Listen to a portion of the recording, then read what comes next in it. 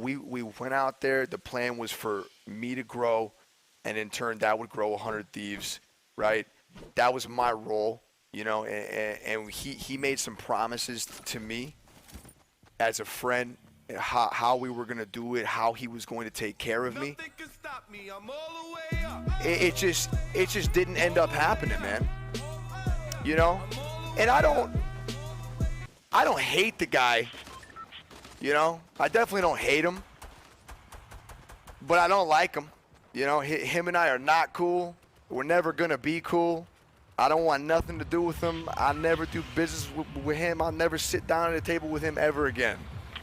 You know, and that's, you go through life and you just, bro, you learn things. You literally learn things. I mean, are they doing good work over 100 Thieves? Yeah.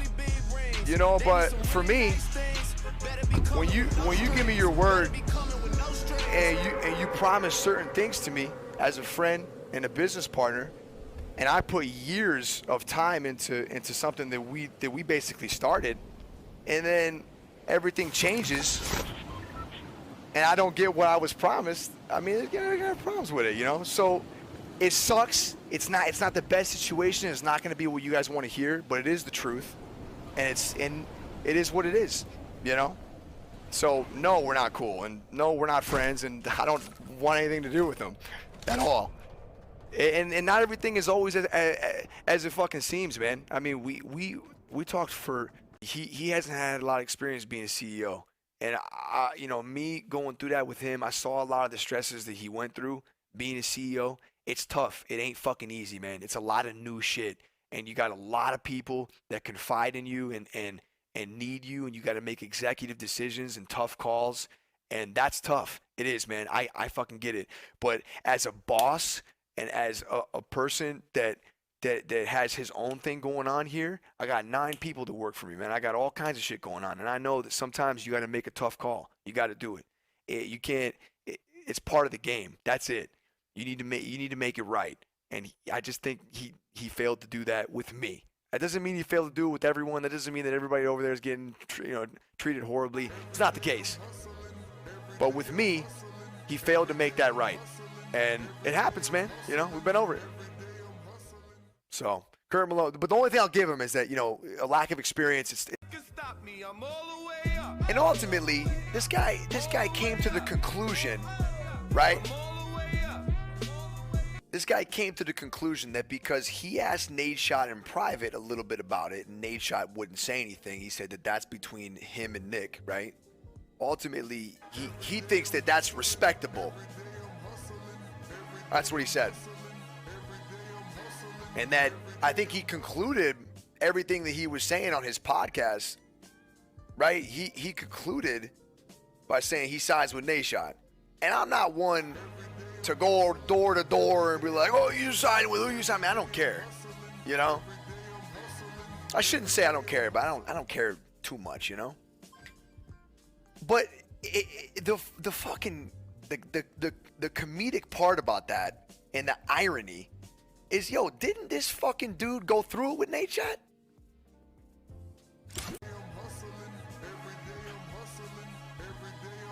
It's weird, man. I mean, I get the motherfucker's been friends with the guy for a minute. I got all that, man. But you go find one motherfucker that worked with me. You go find one teammate of mine. You go find somebody that I've been linked up with that I don't take care of. Because all my Gears of War people, they on the fucking payroll. All my Halo boys are taken care of. My Call of Duty guys will live off my check forever. Fuck out of here. So you go find somebody that worked with me where it didn't go right. That's where I get a little, you know what I'm saying? I get a little, that testosterone starts flowing. You know what I mean? That's what bothered me about that. Since I've came to LA, a lot of things have happened since I've came to LA, you know? But like I said, since I've came to LA, I've learned a lot of things as well, you know? One of the big things that I learned is I don't like living out here. I don't like it. People like it. It might be for them. It ain't for me. I want a porch. I want a yard. I want snow. I want it. I want fall. I want spring. I want my family. I don't want this stuff. The 100 Thieves thing is like, you know, supposed to be a lot different than the way it is today. A lot different. So that as well, you know, it's a lot of things, but it's all good things for me. I mean, I'm moving on, man. I'm going back home, back to my roots, and I want to be back with my family and my friends. There's a lot of stuff to do back there, and when I raise my family, I want that to be home. I remember Scooter Braun. I saw an interview with Nadeshot and Scooter Braun on some like esport panel. And when I saw the interview, okay, I got pissed. It's a very delicate and intricate situation that I promise you that I cannot explain on this stage in this time. That's fine. I respect Nickmercs. I'm going to do this for you because you've been kind about it the whole time, and I'm not. I've had people defend me in the past on stuff. Matt never broke his word on anything that he did. You know, I think sometimes people use their platform in this world to say whatever they want to say as long as they have an audience to say it to. And those things are not always based on fact. And he had a right to come out and tell the truth, and he decided to take the high road, which he'll continue to do on this stage, and I think more people should take that approach. But he doesn't need, you know, I'm going to step up and say you don't need to defend yourself. I appreciate the question, you have to ask it. But you don't need to defend yourself for something you never did anything wrong. We think he'll go on and have a great career, and Nick's a good guy, and he should go on and have it. But some of the things that were said publicly that Matt never responded to, I was proud that he didn't respond because he did the right thing and he let the organization speak for itself. I told my agent and my manager to get a hold of Scooter. Tell him I want to talk to him, and I want to talk to him now. Fucking like 5 minutes ago, I want to talk to this fucking guy. And I get on the phone with Scooter. So Scooter takes my call. I get on the phone with this fucking guy, and I ask him what the fuck is he talking about. I ask him why he would say those things. I said, why'd you say those things? He starts saying this and saying that. And looking back on the conversation, I was in my front yard, man. And I remember telling Scooter at one point on that phone call, I literally said, you know, when people go up there and they lie like that on your fucking name from where I'm from, they get slapped in the fucking mouth. Is it like that over where you're from? And he started laughing, you know, and I was like, ain't nothing funny. I don't know who you think you are to go up there and talk about something you know nothing about. For a guy like Scooter Braun to go up there and attest or contribute or talk about something, he would have had to been there. This motherfucker came in way later.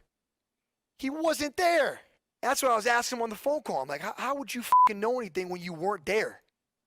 You came in way later on some investment type shit. You weren't there. They always say, well, Nick was just a content creator for 100 Thieves, and he was just a streamer. You know, Nadeshot sacrificed his YouTube and his Twitch and his whole entire thing to be the CEO. Well, I mean, you're right, in a sense. But there was a lot more that I did that I guess nobody paid attention to. I mean, I was at the meetings. I went to the Cavaliers game and sat with those guys. I went to every LCS match and sat in the stands with the 100 Thieves crew, man. I mean, his side of the story. There's a reason why you only got a side of the story. Why do you think that is? No, you think there's this fucking gigantic other story? I mean, I've literally, you know what's crazy too? Like after everything, I've told you all that Matt was in a tough spot. I've admitted that he's in a tough spot. You know, I agree. It was a very difficult spot to be in. You know, and I feel for the dude. It was not easy, and that's part of being the boss. I mean, if you're gonna be the CEO and you're gonna be the boss, you got to make tough decisions. You know what I mean? You really do. You know, I mean, because I'm a boss of my own company, and I got to make tough decisions sometimes too, man. Is it the same things on earth? No, but you got to make tough decisions. They'll be like, well, dude, Nick's still talking about it. Nate isn't. Well, I mean, yeah. One, it was kind of a big fucking deal. Are people understanding that? It's millions of dollars. You guys get that, right? I mean, there's a couple painful ones. Like, I literally could have been making $4 or $5 grand a month from 2 or 3 different orgs that I had offers from that I turned down to be a co-owner of 100 Thieves for the first 2 years. And they say, they'll be like, yeah, but you were just streaming anyways. Right. But I wasn't making a dime from 100 Thieves. So 2 years of stream, And I mean, I didn't want to. Like, I don't want to throw that at 100 Thieves or at Matt. We had a plan, and it takes a long time to get there. Nothing like what we talked about. You think you and Matt will ever be cool again? Probably not. And I mean, you know, one of the toughest parts about all this, I think the hardest part after I put my ego aside is what it's done to a lot of our friends. Not done, but like it just you know, it made it even if they don't say anything, like with a lot of our friends, it made it kind of uncomfortable. You know what I mean? And then like a lot of our fans, our friends and our fans, we had a lot of people that were fans and friends of both of us. So when that happened, it makes everything really awkward. And then motherfuckers were telling me like, "Oh, well, you're a dumbass for not getting in writing."